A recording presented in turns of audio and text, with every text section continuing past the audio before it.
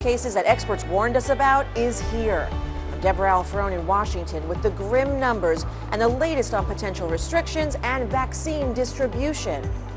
A local businessman who recovered from COVID-19 says he's encouraged that a new vaccine is coming to Montana.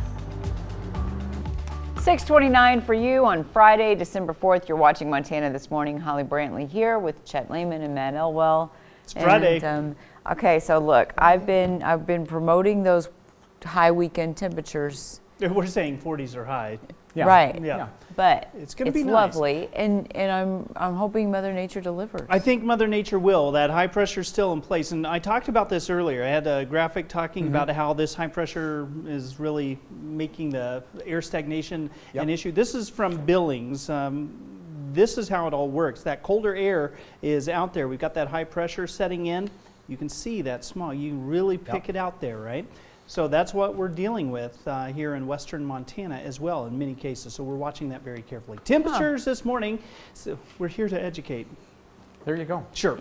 6 degrees in Butte, 13 degrees in Belgrade, 10 below in West Yellowstone. Skies are still clear. We still have that high pressure in place, and we do still have some air stagnation issues for areas in western Montana. Temperatures holding into the low 40s. I expect for Bozeman, I expect to see plenty of sunshine, light wind. Butte, it's going to be a beautiful but chilly day. We're going to break it all down for you. Take a look at that and much more coming up in just a few minutes. And when you first got here, I told you about that sunshine, Holly, that it almost and you did we not don't see that lie, stagnation and you here did nearly not as often disappoint. as places like Billings and Missouri. I love it. I'll take it. It's good stuff.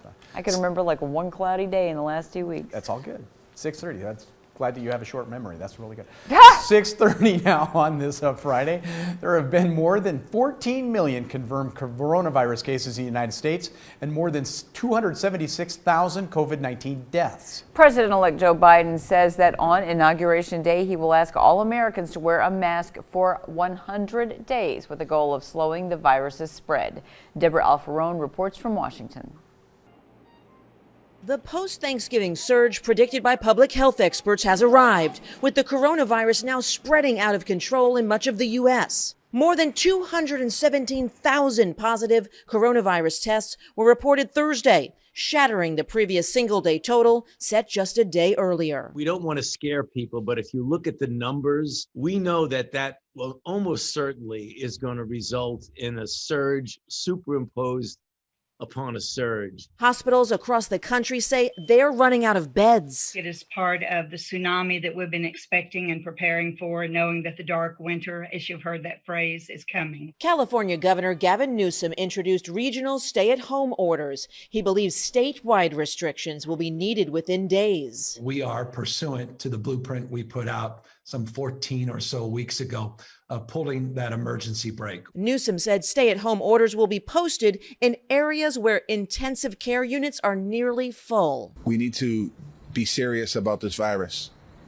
We need to take it very seriously. The pandemic is growing worse, just as the first vaccines are on the horizon. This is the weapon that is going to win the war. States are now drafting plans to distribute those vaccines, but experts say they'll arrive too late to stop the outbreak already underway. Deborah Alferone, CBS News, Washington. President-elect Joe Biden says he has asked infectious disease expert Dr. Anthony Fauci to serve as one of his administration's chief medical advisors. 6:32 now back at home. One Butte man who said he never bothered to get a flu shot, that is until he fought a tough round of COVID-19. MTN's John Amy tells us now he hopes everyone gets vaccinated once it becomes available. Tom Cronley almost never gets a flu shot, but after a bout of COVID-19, he said he wouldn't hesitate to get vaccinated. For this thing, knowing what I know now, I would be the first in line to do that. The Butte businessman was floored by COVID-19 earlier this fall, and his recovery was long and difficult. I tell you, COVID is not like the flu. It came on quick. I was fine, and next thing you know, I'm in bed, and I was sore and lost taste. It was brutal, and it lasted a good 10 days of just being miserable. The governor announced this week that Montana will receive about 10,000 doses of the Pfizer vaccine, which will go to nurses and residents at long-term care facilities. Thousands more are expected to arrive after the initial shipment. Get your shot and then go to a bar and have a shot. Let's celebrate the fact that our life can get back to normal. Once this vaccine becomes readily available to the public, Cronley, who's a local businessman, says he hopes everyone in the community chooses to get vaccinated. Our economy is driven a lot by the festivals and Music on Main and St. Patrick's Day, and those type of events are really hurting a lot of businesses in this town. So the sooner we all get the vaccine, the sooner we get some level of normalcy back. In Butte, John Amey, MTN News. What a perspective there. The first round of doses are expected by December 15th, but it will be a while before it's readily available to the general public. Well, COVID-19 takes 7 more lives in Montana since our last report, 2 each in Yellowstone and Dawson County, 4 other counties with 1 each. There are 500 active cases in Gallatin City County Health Department's latest report as well. 44 new cases and 24 people have died in the county. 18 are in hospital. Highest number of cases in age group, the 20 to 29-year-olds, followed by 30 to 39 and 40 to 49-year-olds. Butte, Silver Bow County, 40 new cases, 340 active and 34 deaths. Montana Tech with 14 active cases. 751 people have passed away in the state. 474 people currently in hospitals. You may notice some of MTN News numbers differ from the state numbers because we use the latest reports from city county health departments. That often comes in after the once-a-day state report. Well, days after protesters picketed outside of Gallatin City County Health Officer Matt Kelly's home, residents of Bozeman gathered on Main Street last night to show their gratitude. Groups of people lined up on several intersections holding signs with positive messages for Kelly. They strategically placed themselves on different corners so Kelly could be surprised on his way home from work. Former Mayor Carson Taylor was there to show his support. He's been a dedicated and great director of the health department for many, many years. And he's really just doing a wonderful job for us and trying the best he can. He's in a tough place right now, and it's a lonely place to be. So a little community outpouring is really important. Supporters said they hope to make this a weekly event. 6:36 now to end the year. Montana Historical Society welcoming visitors in for free.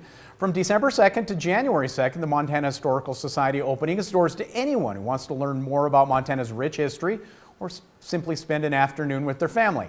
Montana Historical Society's director, Molly Krukenberg, says they hope to opening the museum for free.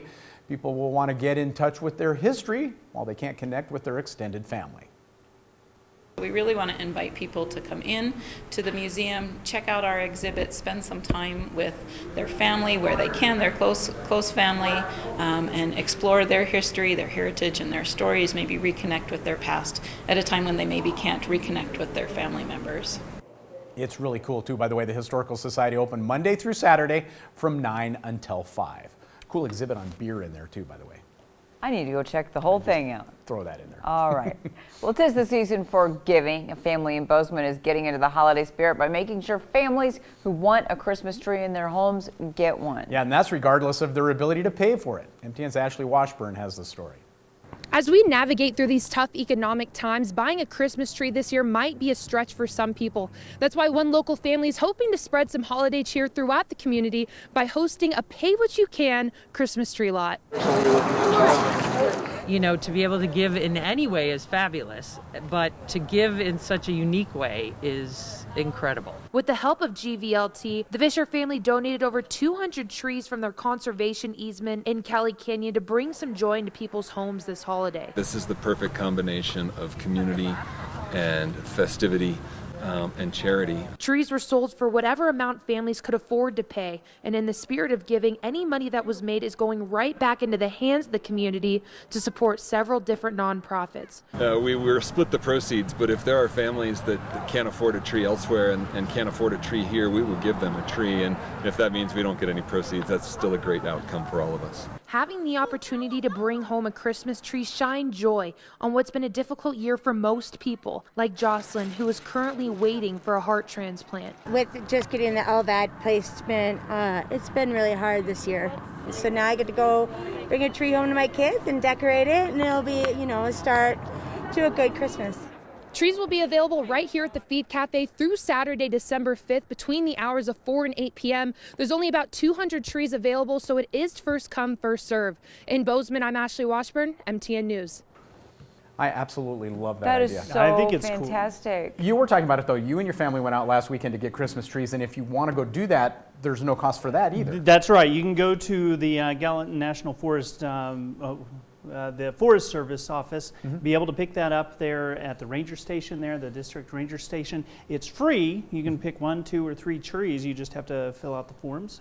Think ahead. And they have the maps on where you can go and do all of that. Yeah, you can figure it out, yeah. So that's awesome. But again, It's one of the perks of being in Montana. It is. definitely. Usually it's $5. This year they waived it. Right. For Oh, that's great. So, It is. That money, by the way, the $5 goes to replanting efforts across the Custer-Gallatin National Forest. But It really they're gonna cuts waive down that on this your year. excuses to not be festive. It does. you're I exactly think this right. time of year especially, everybody should have that opportunity. We So need I think that's something. super cool. So there you go. Well, when Montana this morning returns, it looks like there will be a 3 in a row on there will, what does that say? There will be 3 to a row on some Southwest airline flights, while the airline is opening up the middle seat coming up after the break. Good morning. Ahead on CBS this morning, coronavirus cases are spiraling out of control, but there is good news. U.S. approval of a vaccine may be just days away. Now we're going to look at the challenges that states could face distributing it to the public. Plus, we'll answer your questions about vaccine safety. Very important there. Also, only on CBS News, the head of U.S. intelligence weighs in on whether American spy agencies have found evidence of foreign entities changing votes and altering the 2020 election. And finally, Hillbilly Elegy is connecting with audiences more than critics. We'll talk with actress Amy Adams about the mixed reviews and how she related to her deeply flawed character. In Seat 7.